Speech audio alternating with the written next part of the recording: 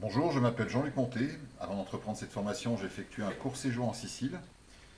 La pierre y est omniprésente du fait de l'activité sismique et volcanique d'une longue histoire. Les vestiges, les bâtiments, les monuments, les statues, les ornementations sont innombrables. J'ai considéré que la Sicile pouvait être un sujet approprié pour une entrée dans l'univers de la pierre. La Sicile se situe au sud de la péninsule italienne. Elle est à l'épicentre de la mer Méditerranée, au carrefour de l'Europe, de l'Afrique et de l'Asie. Les monts Péloritains la traversent d'est en ouest au nord. L'Etna culmine à 3300 mètres au nord-est. Du nord au sud, on a également trois massifs de moindre importance, les monts Pellegrino, Erei et Iblei. La Sicile comprend également de nombreuses plaines très fertiles d'un point de vue agricole.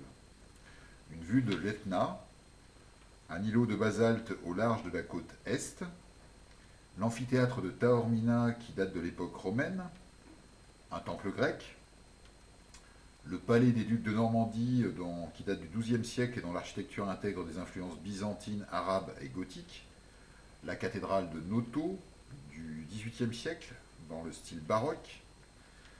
Voici quelques exemples de ce qui peut susciter l'intérêt d'un novice dans le monde de la pierre. La Sicile est née d'une rencontre tectonique. La plaque africaine a soulevé la plaque européenne, permettant à la Sicile de surgir des eaux. La Sicile est volcanique. Des roches prendront naissance au moment des éruptions, d'autres se formeront sous l'écorce, et d'autres encore correspondent à des dépôts de détritus organiques ou végétaux qui s'entassent et se transforment au fil des millénaires.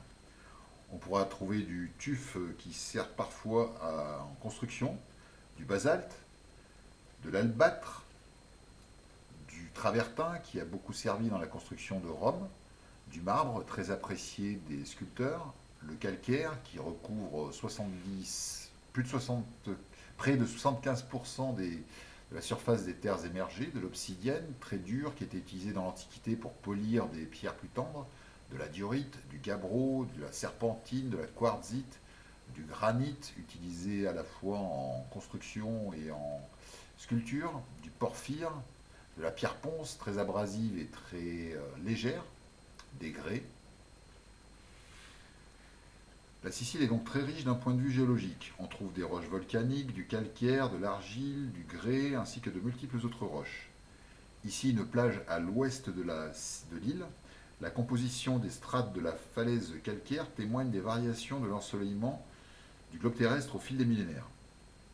Une vue aérienne d'une carrière grecque antique. Des éléments de colonnes de temples sont taillés directement dans la roche avant d'être transportés sur les lieux d'assemblage. Donc le sol de Sicile est très riche d'un point de vue minéral, ce qui lui confère une fertilité remarquable. La Sicile est connue depuis l'Antiquité pour ses productions de céréales. Elle est première productrice mondiale de citron. Elle produit également de l'olive en abondance. Les vins de Sicile sont reconnus dans le monde entier. Les productions d'amandiers sont également très abondantes. L'histoire de la Sicile est tumultueuse. Elle était peuplée à l'origine par les Élimes, originaires d'Espagne, les Sicanes, venus d'Afrique, les Sicules d'Europe centrale. Les Sicules ont donné son nom à la Sicile. S'y sont succédés les Grecs, les Romains, les Phéniciens, les Carthaginois, les Arabes, les Byzantins et les Normands, les Allemands, les Angevins, les Aragonais, les Anglais à l'époque napoléonienne ont développé les vins siciliens. Le royaume des deux Siciles unissait Naples à la Sicile au XIXe siècle. Et le XXe siècle a vu se constituer la République italienne à laquelle la Sicile s'est tout naturellement adjointe. La ville de Noto a été rasée par un tremblement de terre à la toute fin du XVIIe siècle. Elle a été reconstruite début XVIIIe dans le style baroque qui se caractérise par ses effets, notamment par ses effets de volume et une abondance d'ornementation. On trouve sur les balcons de Noto des mascarons d'aspiration très diverses. Le mascaron, la tradition du mascaron prend son origine dans l'Antiquité grecque.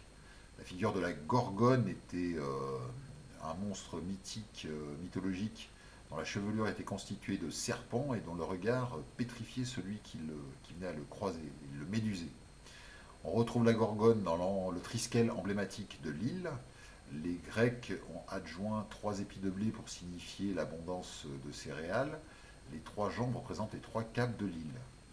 Dans la tradition grecque, on a posé la figure de la gorgone et du dieu Bacchus à l'entrée des demeures pour chasser le mauvais sort. Cette tradition s'est perpétuée en Europe par la figure du mascaron qui lui est directement intégré à des éléments clés des constructions. Les arches, les clés de voûte, les corbeaux ou les linteaux des balcons. Donc pour reconstruire nos taux, il a fallu extraire la pierre, puis la transporter, ce qui n'était pas une mince affaire en l'absence de moyens mécaniques. Sur le chantier, on pouvait retrouver l'édile, le notable qui finançait le chantier, l'architecte qui réalisait les plans, l'appareilleur qui décidait de la façon dont seront découpés les blocs de pierre, avant que le tailleur, l'ornemaniste et le sculpteur les conditionnent, avant que le maçon aille les installer. Avant cette entrée en formation, j'ai effectué un premier stage chez Anne-Sophie Fagion dans l'entreprise Bulle de Granit à Rovon. Anne-Sophie est une ancienne élève du Greta et de Saint-Antoine. C'est un stage en immersion dans le cadre de Pôle emploi. J'ai pu m'initier à la gravure. J'ai ensuite effectué un deuxième stage chez Calitos. Le fondateur Thomas Vincent est lui aussi un ancien élève du Greta et de Saint-Antoine. C'était toujours un stage en immersion dans le cadre de Pôle emploi. J'ai participé à une rénovation de façade avec un mortier à la chaux. On a pu monter un échafaudage, retirer l'enduit d'origine, préparer la façade, couler le mortier, projeter le mortier, lisser le mortier. La façade avant rénovation, mes collègues sur l'échafaudage, le coulage du mortier et la façade une fois rénovée. J'ai effectué mon premier stage dans le cadre du Greta en Auvergne, à Vic-le-Comte, dans l'entreprise des 4 Couronnés, d'une quinzaine de personnes. Elle a été fondée par Pierre-Étienne Lebig, un compagnon, un artisan du patrimoine. Donc c'était mon premier stage. J'ai eu l'occasion d'utiliser des outils électromécaniques et pneumatiques. J'ai réalisé des pierres d'appareillage d'un encadrement de portes en grès. J'ai participé à une rénovation de façade. J'ai effectué une visite client en compagnie de Pierre-Étienne. J'ai participé à une démolition et une préparation de chantier. J'ai réalisé des moulures, des moulures composées sur de la pierre de Volvic. Donc voici l'appareillage de pierre en grès, une des pierres que j'ai réalisées, un échafaudage sur 5 niveaux pour la rénovation de façade, la première étape de la réalisation des moulures composées, deuxième étape.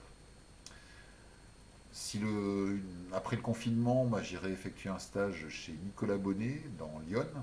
Donc lui aussi est un compagnon et artisan du patrimoine, sont une dizaine de personnes dans l'entreprise.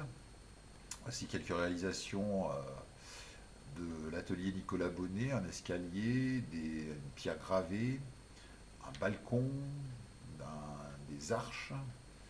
Nicolas Bonnet dans ses œuvres.